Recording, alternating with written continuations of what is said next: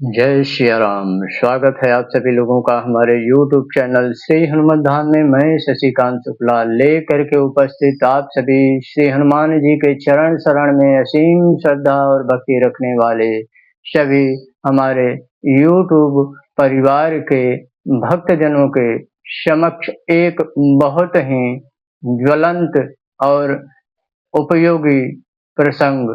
आज का प्रसंग अविचार विद्या जब हो जाती है तब नकारात्मक ऊर्जा हावी हो जाती है। क्या होती है यह अविचार विद्या? कैसे हावी होती है यह नकारात्मक ऊर्जा? और क्या है इससे बचने का सरल और आसान उपाय? यह आज के प्रसंग में आप सभी भक्तजन जानेंगे और बाबा की कृपा से पूर्ण हृदय में आस और विश्वास लेकर के यह सेवक कि यदि आप भी इस अविचार विद्या के द्वारा जो नकारात्मक ऊर्जा आप पर हावी हो चली है उससे आप पार पा जाएं। करबद्ध निवेदन प्रसंग पर आगे बढ़ने से पहले यदि यह प्रसंग उपयोगी लगे, भक्ति से भरा लगे जीवन में, इसका उपयोग करने के पश्चात यदि जीवन में राहत और आराम मिले तो अवश्य इस वीडियो को लाइक कीजिएगा, तब जा करके शेयर कीजिएगा और चैनल पर यदि पहली बार आए हैं तो अवश्य अपना प्रेम देते हुए इस चैनल की सदस्यता को स्वीकार कर लीजिएगा। आइए चलते हैं आज के प्रसंग पर। अभिचार विद्या। मारण, मोहन, वशीकरण, स्तंभन, उच्चाटन, विद्वेषण के अंतर्गत कोई भी थोड़े से पैसों के लालच में किसी भी वस्तु में, चाहे वह सफेद मिठाई हो, चाहे वह आपकी कोई तस्वीर हो, चाहे आपके घर पर, चाहे आपके प्रतिष्ठान पर, कहने का अर्थ कि चंद पैसों के लिए कुछ गलत कर्म करने वाले इस प्रकार के ज्ञानी यह अभिचार विद्या करते हैं और उनसे करवाया जाता है। यह कोई आपका अपना ही सगा होता है और जब अभिचार विद्या हो जाती है तब इसका जीवन में आपके नकारात्मक ऊर्जा के स्वरूप में प्रवेश होता है। जिस पर यह अभिचार विद्या होती है उसका जीवन सूना और हमेशा उसके भाग्य का रूठना उसके जीवन का अभिन्न हिस्सा बन जाता है। चाहे वह घर हो, चाहे वह परिवार हो, चाहे वह स्वास्थ्य हो, चाहे वह किसी भी प्रकार की मानसिक शांति हो, उसे शांति मिलती ही नहीं है। जिस घर परिवार में यह विद्या कर दी जाती है उस घर परिवार में ऐसे ऐसे उपद्रव होते हैं कि घर परिवार वालों को समझ में ही नहीं आता है और हमेशा एक वीरानी छाई रहती है। पूजा पाठ करेंगे लेकिन पूजा पाठ करने से और शांति होने के बजाय और अशांति बढ़ने लगती है। क्या करना चाहिए? तो इसके लिए महाबली संकट मोचन श्री हनुमान जी बाबा का एक बहुत ही दिव्य और सरल उपाय है सेवा का। किसी भी शनिवार के दिन श्री हनुमान जी बाबा की श्री हनुमान यंत्र को अपने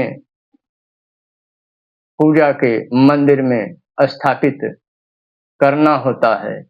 श्री हनुमान जी के श्री हनुमान यंत्र में वह ऊर्जा होती है कि वह नकारात्मक ऊर्जा को निष्क्रिय कर देती है, चित्र से नहीं होने वाला।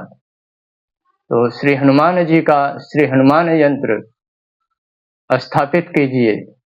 विधिवत लाल आसन पर श्री हनुमान जी का ही स्वरूप और पंचोपचार सेवा पूजा, लाल पुष्प, 2 बेसन के लड्डू, चमेली का तेल, बाबा को गुग्गल, हरी इलायची, 2 फूल लौंग, कपूर और श्री हनुमान जी से मन ही मन, हे श्री हनुमान जी, यह जाने अनजाने में यह अभिचार विद्या मेरे यहाँ, मेरे घर पर, मेरे परिवार पर, मेरे रोजी रोजगार पर, मेरे सुख शांति पर प्रतीत जान पड़ती है और सब उथल पुथल मेरे जीवन में हो चला है।